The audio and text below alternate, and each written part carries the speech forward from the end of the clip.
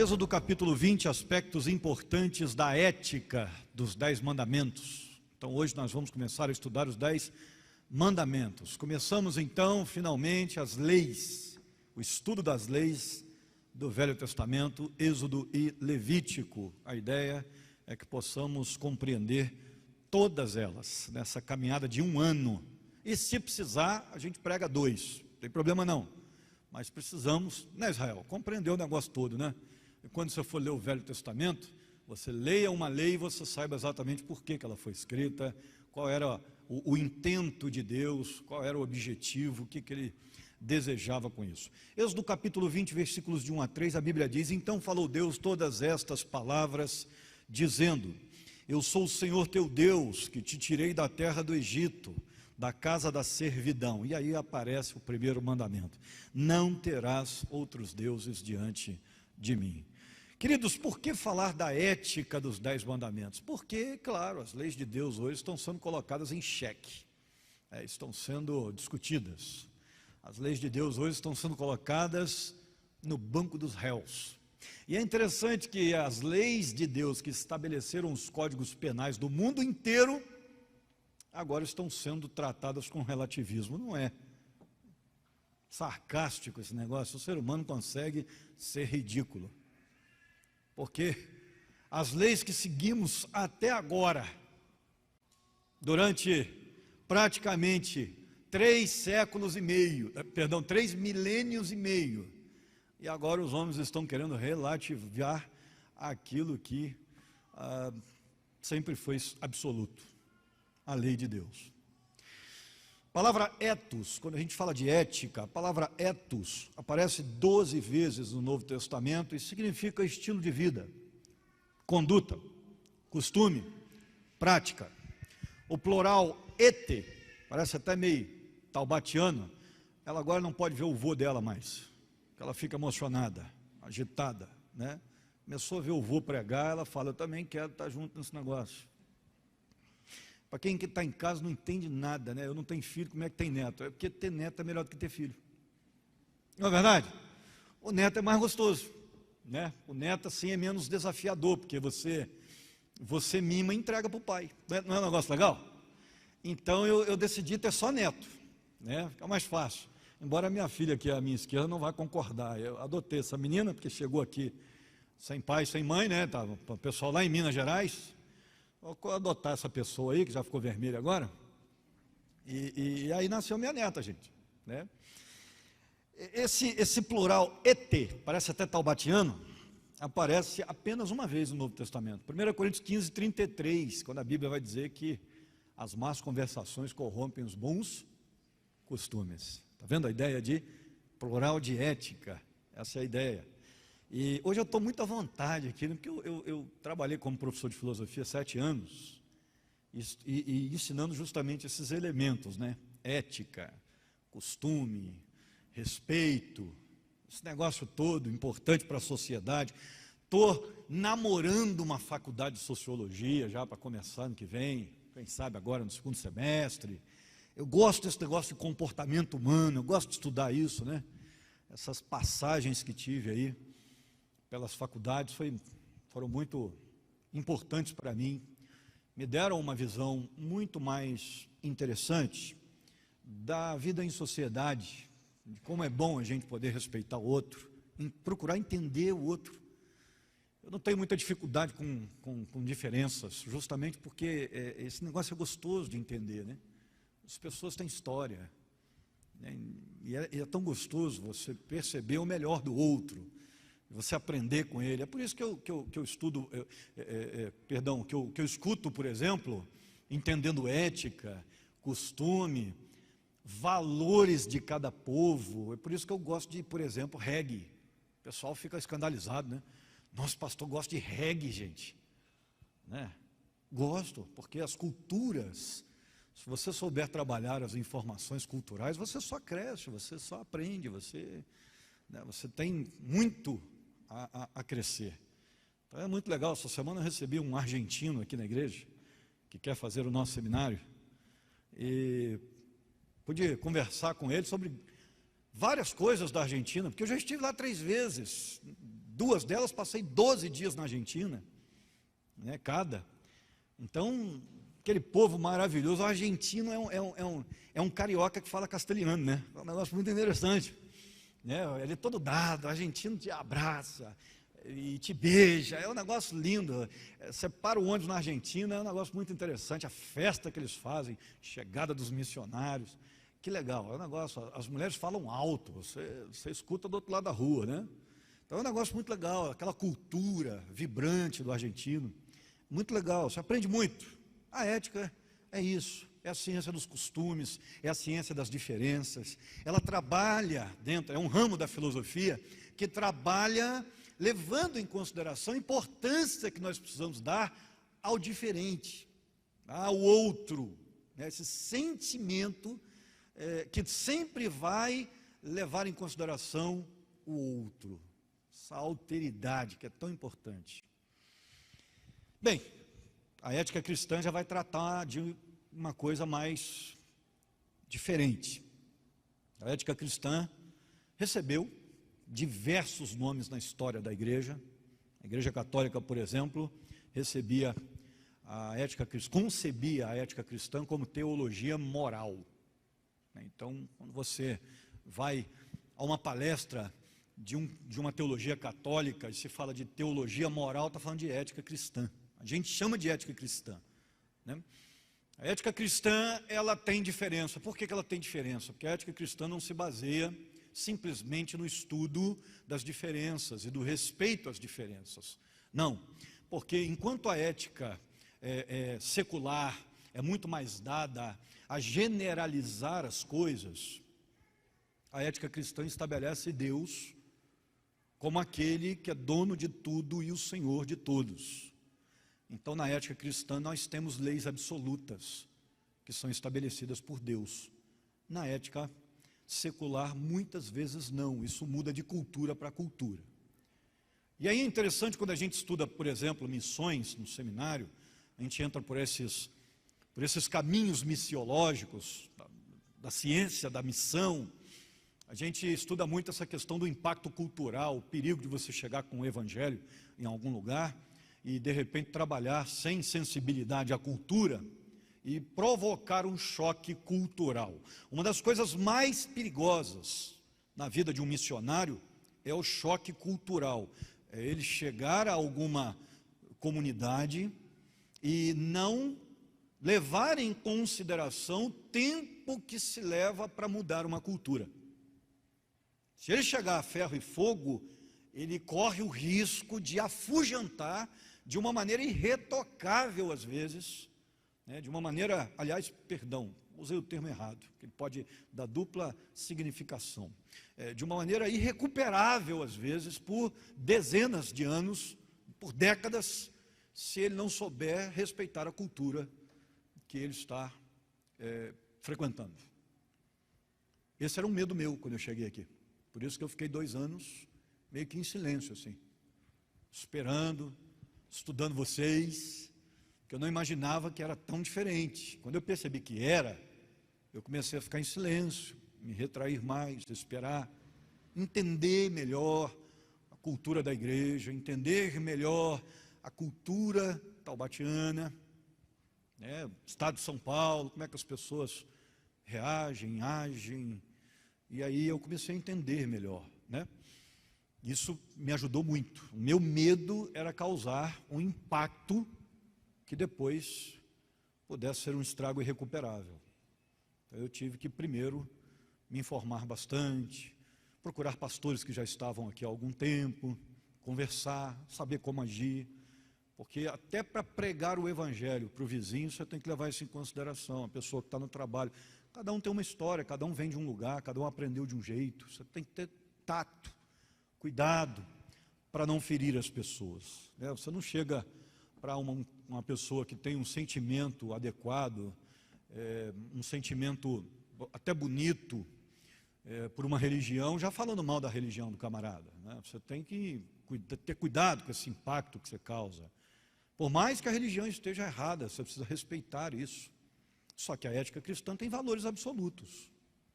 Quando Deus diz, não terás outros deuses diante de mim, além de mim, Isso é um valor absoluto, inegociável, não tem conversa.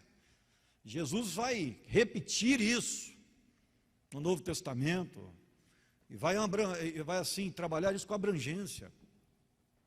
Então a gente tem que tomar muito cuidado.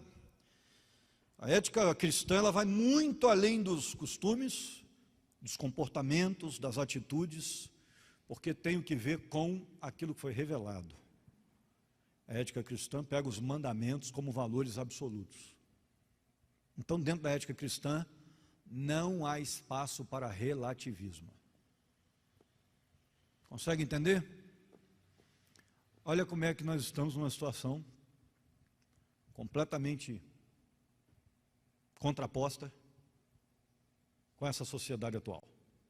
É por isso que o povo, ainda mais agora, nos chama de loucos.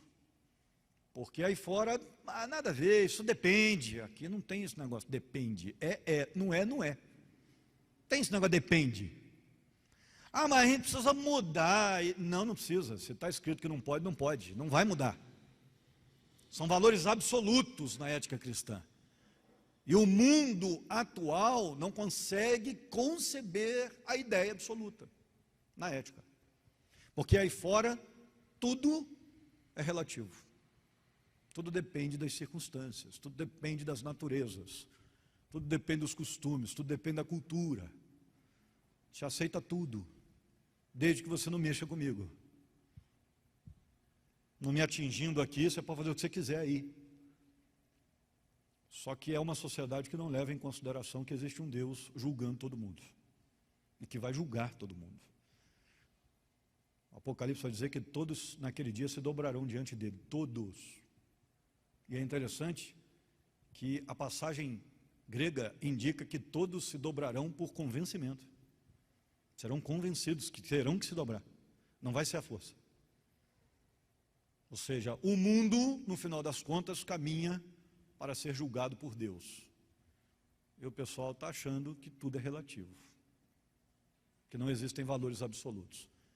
Deus vai julgar o mundo, então, através do que, se não existem valores absolutos? Existem. E é disso que as leis falam, e é por isso que nós temos que falar de ética antes de começar a estudar mandamento.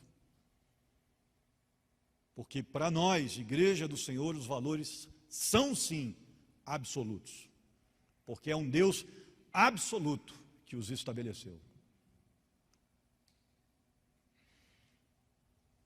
Ética cristã, portanto, é o estudo da moralidade, do moral, daquilo que é correto, e não dos costumes, que são variáveis. E por isso a ética procura a verdade e o bem através do supremo bem, que é Deus. Ela também ensina que há mandamentos, diretrizes, regras, normas, e que precisam ser obedecidos. Não tem conversa. A ética cristã procura discutir e definir questões fundamentais, como, por exemplo, qual o verdadeiro significado e propósito da vida humana? É a ética cristã que é a ciência responsável por isso. Qual é a natureza do homem? Como deve ser o homem? O que é a verdade, justiça, a retidão? O que é moralmente certo? O que é moralmente errado? O que é uma vida correta? Como devem ser os relacionamentos interpessoais do homem? Qual a posição do homem para com seu Criador e para com o Salvador, Jesus Cristo? Quais são as implicações do senso de dever, de obrigação moral do homem para com Deus e para com o seu próximo? Isso aqui, matéria do Eagles. Vamos trabalhar isso com as crianças, elas possam entender. Por quê? Porque as nossas crianças estão caminhando para uma sociedade relativista. Se elas não estiverem cônscias, se elas não tiverem certeza disso aqui, elas compram a ideia, concebem a ideia, que é firmemente anunciada aí fora, globalizadamente, sem nenhum tipo de fundamento, sem nenhum tipo de certeza, de fé. É aí que muitos se perdem. É evidente que o homem é um ser racional. ele possui intelecto e também um ser moral, ele possui consciência. Isso é evidente. Como ser moral, o homem sabe não só como as coisas são, mas também como elas deveriam ser, e por isso é somente o homem quem pode meditar, refletir, esforçar-se e ter ideias, procurar alcançar seus ideais. E ele também possui intuição do supremo bem. Ele possui isso, ele conhece a diferença entre o bem e o mal. Ele sente alguma coisa de condenar quando ele faz o mal. E também ele sente quando está fazendo certo. Você já percebeu a satisfação que você tem quando você entrega uma cesta básica para alguém e vai embora? Já percebeu como é que isso faz bem para você? Você já percebeu como é que faz bem você ajudar alguém no sinal que está lá? Você tem certeza que ele está com fome? Você dá um dinheiro na mão dele para ele comer alguma coisa? Você já percebeu o quanto isso lhe faz bem? Já percebeu como faz bem que você arranque o sorriso de uma criança? Já percebeu como é que isso faz bem? Porque a gente sabe que essas coisas são corretas. A gente sabe que existem, inclusive, recompensa celestial para elas. Quando você faz um bolo e dá para alguém, né, irmã Ione? Entrega com carinho, isso lembrei de você. Percebeu como é que isso faz um bem tremendo para você? Quando você manda aquela mensagem e diz assim, olha, sei que você está doente aí, mas eu estou aqui orando por você. E faz mais bem ainda você ir até lá e fazer a visita e orar com a pessoa. Você sai de lá radiante, porque você sabe que fez a coisa certa. Pois é, nós temos essa capacidade. Tarefa da ética cristã é encontrar o critério objetivo para determinar qual é o bem que nós precisamos praticar. Essa é a tarefa da ética cristã. Sua tarefa e sua finalidade básicas consistem em construir uma visão correta de mundo, de vida e de Deus. Bem, é interessante que nos 2 primeiros versículos que nós lemos aí em Êxodo 20, nós temos um ensinamento primeiro, nós precisamos levar em consideração, já que vamos estudar ética cristã. Será que estamos no caminho certo? Quais são os valores? A partir de agora, deste momento, até o final desta série, seja 1 ano, sejam 2, não sei quanto tempo nós vamos demorar para estudar essas leis, estaremos estudando os valores absolutos da fé cristã, da ética cristã, como devemos nos portar diante de Deus e diante daqueles que estão ao nosso redor. E acredite, até aquelas leis que não têm mais validade para nós hoje nos ensinam muito sobre como devemos agir. E esse é o nosso grande objetivo, retirar delas, que inclusive já perderam a sua validade, porque veio um pacto e substituiu, um outro pacto, um novo pacto que substituiu o antigo. E nós vamos entender, estudando as leis, os porquês da substituição, mas você vai perceber que mesmo as leis que perderam a sua validade, ainda continuam tendo grandes valores espirituais para nós. E a primeira coisa que nós aprendemos aqui fica muito evidente. Os 10 mandamentos são dados a todo povo de Deus na história. Isso não é só para Moisés. Isso não é só para o povo de Israel. É o povo de Deus na história. Porque o versículo 2 diz assim, ó, eu sou o Senhor teu Deus. Não diz eu estou sendo. Não diz, olha, eu vou sendo, até que der. Né? Não. Eu sou, é uma ideia de autoexistência. Enquanto Deus continuar existindo, e será para sempre, seus mandamentos têm validade. Se Ele é o nosso Deus, essa é a vontade dEle, sempre foi. Isso nunca vai passar. Deus não muda de ideia, e nem muda a sua natureza. Ele não muda os seus valores. Eles são eternos. Guardou esse negócio? Se Deus continua existindo, sua vontade continua a mesma, porque em Deus não há sombra de variação. Conforme Êxodo 19, 1 e 20, 21, e também Deuteronômio 4, 1, 6, 9, os 10 mandamentos foram dados quando Israel andava no deserto. Primeira vez no Monte Sinai, e depois, quase 40 anos depois, 38 anos depois, eles recebem novamente, quando eles entram em Canaã. O livro de Deuteronômio é uma repetição de toda a lei. Por isso que nós não vamos estudar Deuteronômio, porque Deuteronômio repete a lei, e a gente já vai ter estudado a lei toda em Êxodo e Levítico. Deuteronômio é uma palavra que significa repetição da norma. Nômio é norma. Deutero é repetição. Ok? Eu não preciso estudar Deuteronômio. Agora é interessante que a primeira vez, estando acampado em pé no Monte Sinai, eles receberam. 40 anos depois a lei continua a mesma. Pode só repetir, porque ela é a mesma. Não mudou nada. Deus sabe exatamente o que precisamos. Não precisa fazer retoque. A lei é a mesma. E quando você vai para o Novo Testamento, Jesus tem 2 mandamentos. O primeiro resume os 4 primeiros mandamentos dos 10.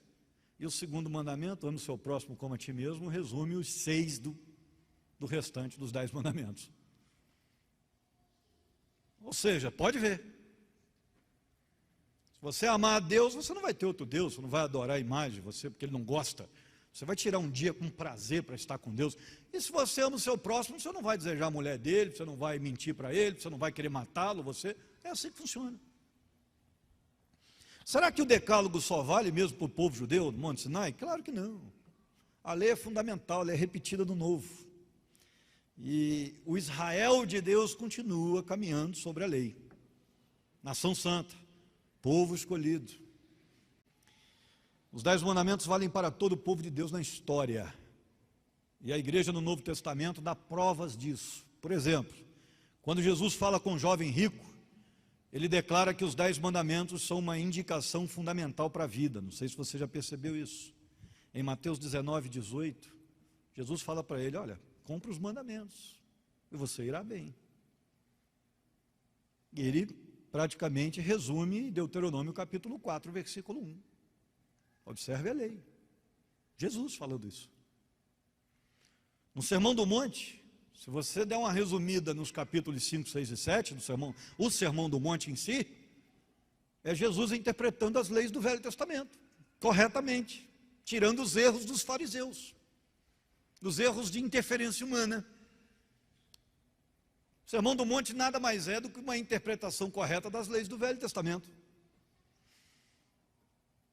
Jesus afirma explicitamente, inclusive, que ele não veio para abolir a lei, mas sim para cumpri-la, em cada detalhe. E ele diz: e cada letra vai se cumprir.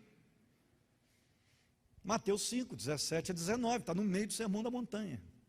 Aliás, meio no início, né? E Jesus afirma categoricamente, em Mateus 5, 18, até que o céu e a terra passem, nenhum i ou tio jamais passará da lei até que tudo se cumpra. Ou seja, as leis de Deus no Velho Testamento continuam tendo validade.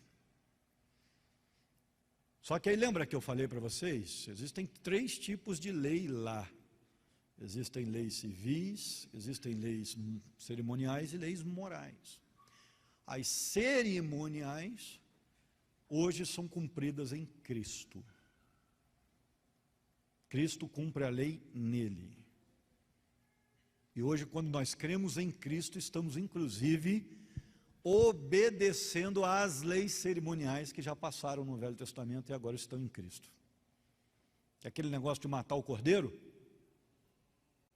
tinha que ir lá matar o cordeiro, é uma lei cerimonial, para poder ter perdão de pecado. Lei cerimonial tem o que ver com espiritualidade, relação com Deus.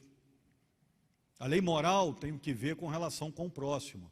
E existem algumas leis chamadas leis civis, outros chamam de sanitárias, que eram questões de lei de segurança pública. Ok? As leis sanitárias são conhecidas, inclusive na pandemia se falou muito sobre isso, que as leis do Velho Testamento mandavam cobrir os vasilhames com comida, as lavagens dos vasilhames, justamente para não ter bactéria. A própria circuncisão era uma lei cerimonial, porque ela apontava para a conversão, mas também uma lei sanitária, que salvava a vida das mulheres judias. Eu vou explicar isso mais para frente, já falei aqui semana passada, ou retrasada. Então, as leis cerimoniais são cumpridas agora através da fé em Cristo, porque o Cordeiro já morreu no meu lugar, e eu creio que ele morreu no meu lugar, por isso que eu não mato mais, eu não preciso mais matar, porque Cristo já fez isso, de uma vez por todas, não preciso mais matar o animal, ele morreu por mim. Bem, quando Jesus diz eu vim cumprir a lei, ele estava falando também disso, porque a lei se cumpre nele agora. Muita coisa olhava para ele, apontava para ele, e ele veio e executou de uma vez por todas a lei. Quando a Bíblia fala que ele é o nosso sumo sacerdote, a lei do pedido de perdão uma vez por ano é cumprida integralmente em Cristo. Ele intercede por nós todo dia agora.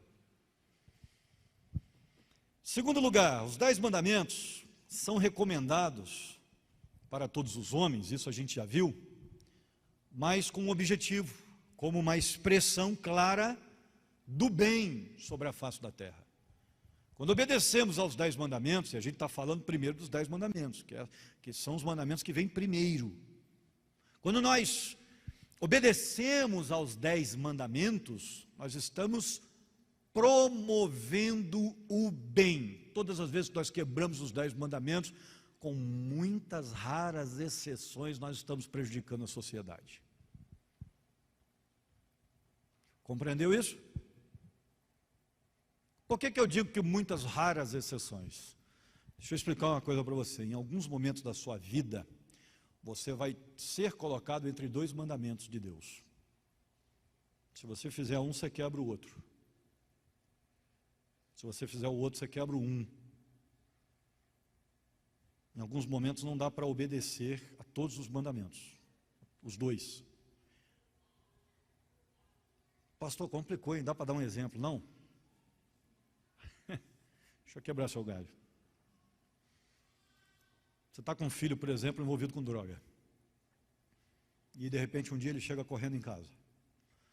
E se esconde dentro da casinha do cachorro, porque você tem um cachorro grande e ele pôde entrar lá. E aí chega o assassino, em potencial, com uma arma na mão dizendo: cadê o rapaz que entrou aqui? Porque eu vou matá-lo. Você está entre 2 leis. Fala a verdade ou preserva a vida? Percebeu o problema? Como é que você cumpre as 2 ao mesmo tempo? Se você falar a verdade, seu filho é assassinado. Se você falar mentira, você quebrou um mandamento. E se falar a verdade, quebrou outro, que é a preservação da vida. Entendeu o problema? Todas as vezes que nós nos colocamos numa situação, por isso que eu falei raras situações, todas as vezes que nós nos colocamos numa situação assim, nós precisamos escolher o mandamento de maior peso e quebrar o de menor peso, se não tiver jeito mesmo. O nome disso é hierarquismo na teologia. E aí foi o que Raabe fez, por exemplo. Lembra de Raabe? Ela esconde os espias da terra de Canaã. E por isso foi abençoada. Lembra de Abraão, que mente dizendo que Sara era sua irmã, que era só a sua esposa e não fala que era sua, que era só sua irmã e não fala que era esposa? Justamente para não morrer. Porque senão ele seria morto, porque o camarada estava de olho na mulher dele.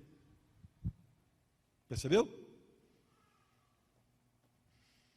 Então, nessa hora você vai ter que escolher aquilo que traz menos desastre para a vida da sociedade. Isso é que é a questão em foco aqui. Porque quando eu quebro os mandamentos, eu vou trazer desastre, na maioria das vezes. O decálogo é recomendado a todos os homens. Pastor, o que é decálogo? Deca, 10. Logo, palavra. São as 10 palavras, as 10 normas, os 10 mandamentos. São chamados de decálogo. Ok? Então a gente consegue perceber aqui que, no ponto de vista divino, os 10 mandamentos são baluartes, são bastiões. Eu gostei dessa palavra, aprendi essa palavra há pouco tempo, estudando história de guerra. Os bastiões, né, os sustentáculos, as bases da sabedoria e do entendimento. Eu preciso preservar os mandamentos de Deus. É o caminho mais seguro. É o caminho com menos sofrimento, sempre. Ah, por quê? Porque foi Deus quem mandou. Ele sabe o que faz. E tem hora que a gente duvida disso, tá? Tem hora que a gente duvida disso. Eu já contei isso para vocês. Eu recebo algumas esposas no gabinete. Marido é mais difícil nesse caso. Mas algumas esposas no gabinete, que elas começam a contar a história delas com os maridos que elas têm, que dá vontade de falar assim, ó, larga esse traste, chuta, que é laço. Por que eu não faço isso? Porque foi Deus quem mandou. Deus sabe o que faz, eu não. E por conta de obedecer a Deus, eu tenho visto muitos casamentos sendo recuperados. De gente que eu instruí não largar e que hoje está feliz. E se tivesse largado, estava a filha sendo criada por um estranho, que não é o pai dela. E graças a Deus ainda não vi nenhum assassinato. Porque quando corre risco de morte mesmo, aí não tem jeito, né? Melhor estar separado vivo do que estar casado e morrer, assassinado. Tem 2 textos que eu quero ler com vocês. Abram a Bíblia de vocês em Deuteronômio capítulo 4. Essa semana foi que foi, hein, Cleção? Vocês estão notando que eu estou mais quietinho hoje? A pregação está mais devagar, está assim meio... Que semana, irmãos. Muito trabalho. É bom tu sair de férias, mas depois que você volta, você descobre que não deveria ter saído. Os negócios se avolumam. Ontem eu cheguei aqui meio-dia, saí 11h40 da noite. E hoje não foi muito diferente, não. Correria. Deuteronômio capítulo 4, versículo 6, a Bíblia diz assim, ó, guardai-vos, pois, e cumpri-os, porque isso será a vossa sabedoria e o vosso entendimento perante os olhos dos povos que, ouvindo todos estes estatutos, dirão, certamente este grande povo é gente sábia e entendida. Olha que coisa linda isso aí. Sigam os mandamentos, porque os outros verão. Esse povo que obedece esse negócio é gente que sabe das coisas. Porque é engraçado, o cara mete o pau na gente, mas fala um monte, que a gente é louco, que a gente é isso, intragável e mas quando cai endemoniado, bate lá na porta da gente. Quando o filho cai endemoniado dentro de casa, bate lá na porta do crente. É ou não é? E que a gente não presta, que não sei o que e tal, mas quando tem que dar uma palestra, chama quem? É o pastor. Vai dar uma palestra para nós aqui. É um negócio interessante isso. Quando quer um conselho, o senhor poderia me atender? A coisa não tem jeito mais. Porque sabe, no fundo, que o nosso compromisso, pelo menos quem quer andar de verdade com Deus, o compromisso é com aquilo que Deus mandou, e o que Deus manda é sempre melhor. Todos os nossos valores corretos que a sociedade elabora como algo benéfico estão na Bíblia, estão nos mandamentos de Deus. A justiça dos países mais desenvolvidos do mundo está baseada nos mandamentos de Deus.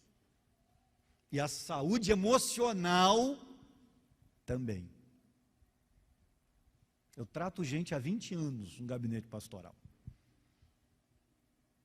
Os mutilados, emocionalmente falando, sempre são aqueles que quebraram durante tempos as leis de Deus. E continuam quebrando. E chegam em pedaços. Em contrapartida, o contrário existe. aqueles que sempre observaram e caminharam com Deus, mesmo quando são acometidos das grandes tragédias relacionais, porque às vezes você não faz, mas o outro faz com você, tem uma capacidade de recuperação muito maior, muito mais rápida. É incrível. E Deuteronômio capítulo 4 vai falar disso. Sabedoria, versículo 6, sabedoria desse povo que anda com Deus, que obedece a Deus. Os crentes vivem mais, isso já está comprovado cientificamente, tem menos doenças relacionadas aos vícios, claro. Eu não lembro qual foi a última vez que eu fiz o enterro de alguém que morreu com cirrose, não lembro. Eu não lembro qual foi a última vez que eu fiz o enterro de um crente que morreu com câncer no pulmão, também não lembro. Não sei, acho que eu nunca fiz nenhum dos dois. Por quê? Porque seguimos as leis de Deus e por isso temos mais saúde. E se seguirmos de fato, até a saúde emocional agradece. Claro, crente pode desenvolver depressão? Claro que pode. O crente pode desenvolver ansiedade? Claro que pode. Eu mesmo já tive as duas. Eu acho que ansiedade eu tenho até hoje. Agora, que a gente lida muito melhor com essas situações se nós estamos andando com Deus? Claro também. Lógico. Os mandamentos de Deus são a bula para a nossa saúde. Quem leu o devocional que eu escrevi hoje, leu sobre isso. Acho que é hoje ou amanhã, vai sair alguma coisa aí amanhã, ou saiu hoje, sobre o sentimento adequado do coração, a alegria, que faz com que a vida seja melhor, até o rosto ficar mais bonito, se a gente está bem. Mas em compensação, se não tem alegria no coração, até os ossos se secam. Provérbios fala disso. E quer alegria maior do que aquela de poder caminhar com Deus Todo-Poderoso, amoroso, bondoso, misericordioso? De acordo com este versículo, o decálogo é recomendado então para todos os homens, guardai-vos, pois, e cumpri-os, será a vossa sabedoria diante dos povos. Outro texto que é Eclesiastes 12, que é um texto lindo, Eclesiastes 12, você deveria sempre ler esse capítulo, sempre, na sua vida, tentar colocá-lo em prática, é um texto lindo. Eclesiastes 12, vamos ler só o 13, porque o tempo já está aqui pressionando. Eclesiastes 12, versículo 13, a Bíblia diz: de tudo que se tem ouvido, o resumo é: teme a Deus e guarda os seus mandamentos, porque isto é o dever de todo homem. Percebeu? É o resumo da vida, e da vida com qualidade. Teme a Deus e guarde os seus mandamentos, vai caminhar bem, vai ser bem sucedido. Oi? Eu ouvi alguém falando alguma coisa, pensei que eu tinha lido o texto errado. Esse é o caminho. O contexto dos 10 mandamentos afirma exatamente isso aí. Ouve os estatutos. Isso é o contexto dos 10 mandamentos aí, Eclesiastes. Até os sociólogos do século XX reafirmaram a sabedoria da lei de Deus. Sabia disso? Sociologia no século XX trouxe de volta um debate interessantíssimo. A lei de Deus precisa continuar presente, neste mundo. Isso foi a temática da sociologia do século XX. Por quê? Porque tentaram de tudo para resgatar os valores éticos, morais das crianças na escola, através de filosofia. Agora estão tentando colocar psicólogo na escola, a lei já passou, para ver se consegue resolver uma coisa que não tem solução enquanto o homem não se voltar para Deus. Não tem jeito. Vamos colocar filosofia. Da primeira moral e cívica, até que foi um tiro certo. A moral e cívica ajudava muito a ter respeito. Só que assim, não adianta você trabalhar respeito se você não trabalha essência. Porque respeito é uma coisa que você pode demonstrar ter e não ter. Beleza? Porque você presta continência para um camarada dizendo assim: desgraçado, se eu pudesse eu te matava. Né? É o soldado com o capitão no exército, se o capitão pega pesado.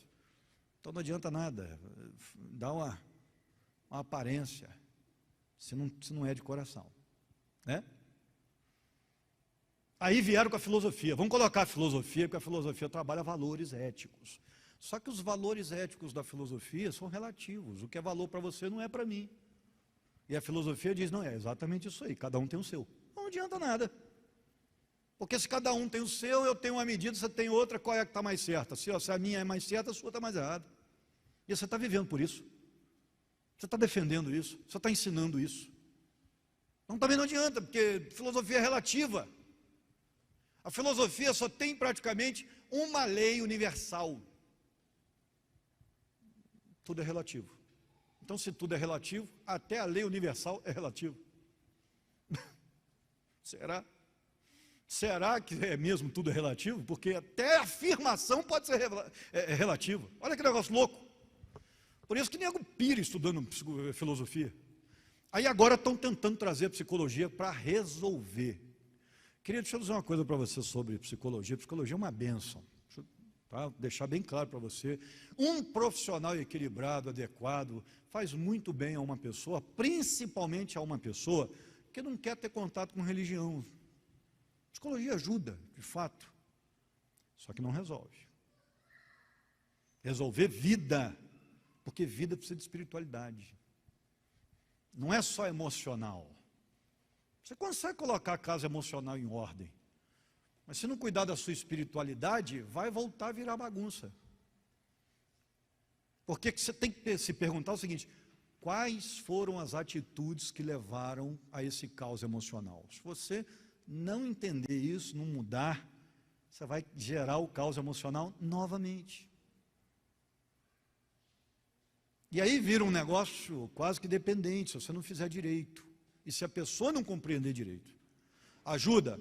Ajuda porque eu sei que ajuda. Eu fiz uma parte da faculdade, eu sei que ajuda. Não posso falar mentira. Tem uns psicólogos aí que psicólogo também tem que ter equilíbrio, né, com as questões espirituais. E tem psicólogo que odeia a religião, que acha que a religião é uma péssima influência. Então, dependendo da visão do psicólogo, ele vai levar você para perto de Deus ou para longe. É um profissional lidando intimamente com o seu espiritual, porque ele está falando de emoção. E emoção está muito relacionado com espiritualidade. Então é perigoso, mas também pode ser de grande ajuda, de grande valia. Beleza. Só que, do jeito que eles estão querendo aplicar aí no governo, é praticamente uma situação de confissão.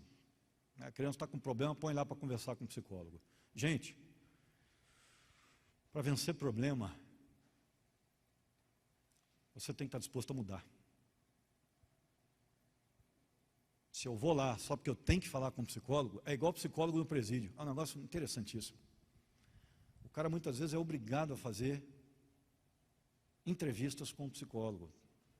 Tem que ir até o psicólogo, aquilo faz parte do processo. E o cara não quer. Tanto é que vários presídios hoje só trabalham com quem quer. Não, você quer? Quer, o psicólogo está aí à sua disposição.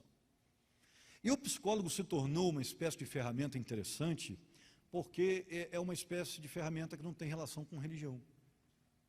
O que para o Estado tem muito mais validade. Porque você não tem BO, você não tem dor de cabeça com religião de um, de outro. Então você põe um psicólogo lá que é um agente neutro, ou pelo menos deveria ser, nem sempre é. Então só para dar uma clareada para você. Se eu caminho com as leis de Deus no meu coração, procurando fazer aquilo que tem que fazer, você tem 3 elementos importantes aí. Guarde isso, que eu estou chegando ao final, eu quero que você guarde isso para sempre na sua vida. Quando nós falamos de religião, nós precisamos pensar em 3 coisas. Primeira, eu estou caminhando verdadeiramente com o coração limpo nesse negócio? Porque se eu não tiver afim, eu vou ser um religioso, vou fingir que estou fazendo, vou fazer tudo errado, querendo que dê certo e não vai dar. Quem finge que é crente, quebra a cara, porque não, Deus sabe, não abençoa. Então, a primeira coisa, eu estou de fato caminhando em verdade nesse negócio aqui, eu estou buscando isso aqui de verdade, meu coração está puro nesse negócio. Primeira coisa que eu tenho que pensar. Segunda coisa, estou de fato caminhando com gente que me lidera e que também é confiável, porque fé tem gente inocente demais. Toda igreja tem uma parcela muito inocente, e se pega um salafrário, um mercenário, o cara arranca dinheiro, o cara arranca benefício de tudo quanto é jeito, o líder abusa da sexualidade, ele se faz de vítima para conseguir aumento, ele faz de tudo que ele quiser. E tem camarada que é mestre em fazer essas coisas. Você demora para perceber. Gente, eu tenho recebido pessoas com algumas histórias de cair o queixo e quebrar todos os dentes e espalhar pela sala. Você não acredita. E aí você faz aquela velha pergunta, mas você não percebeu isso? Não, pastor, pior que não. Quando eu vi, eu já estava, meu Deus. Então, essa é a segunda questão. Eu estou num ambiente confiável? Você sempre precisa fazer essa pergunta. E avalie mesmo, seja criterioso. Desconfie até confiar. Nesse ponto, taubatiano é top. É difícil enrolar um taubatiano experiente. Porque para você ganhar confiança num taubatiano, geralmente você dura uns 5 anos. E tem que ser assim mesmo. Principalmente com desconhecido. Terceiro, quando eu olho para cima, busco o meu Deus, é o Deus de Israel que está lá? É o Deus verdadeiro? Esta igreja prega qual Deus? Eu também tenho que me perguntar isso. Mas pastor, como é que eu vou saber se é o Deus verdadeiro? Bíblia. Se você não ler a Bíblia, qualquer um engana você. É Bíblia, é a palavra de Deus. Está seguindo esse negócio? Está correto? Então, meu coração, minha liderança, que Deus eu estou seguindo. Se faz essas 3 coisas adequadamente, vai dar certo. Vai ter vida saudável. Vai caminhar, vai ter dificuldade, vai ter momento de tristeza, vai perder gente querida, você está em casa, de repente cai um raio lá, queima todos os aparelhos da casa, mas Deus vai falar assim, ó, fique em paz, estou cuidando de tudo. Vou dar condições, fica tranquilo. Fica desempregado, e Deus fala assim, ó, está comigo, tá? Está sozinho na vida não, está comigo. Eu vou cuidar, fica tranquilo. E depois de 25 anos, a gente olha para trás e a gente vê que cuidou mesmo. E a gente já começa a ficar assim, isso é com Deus, eu não vou nem me estressar com esse negócio. Porque já tem experiência, já sabe como é que funciona. Deus cuidou todas as vezes, vai deixar de cuidar agora? Não vai. Vai ter problema? Vai, mas vai ter Deus. Se tem Deus, do que mais você precisa? Vamos orar? Eu não sei se você está tendo dificuldade aí para confiar em Deus. Eu não sei o que você está passando, qual a sua dificuldade. Claro que eu sou um pastor presente na comunidade que pastoreio. Eu sei que tem gente aqui passando por dificuldade, eu conheço muita gente, mas tem muita gente que eu não conheço a realidade.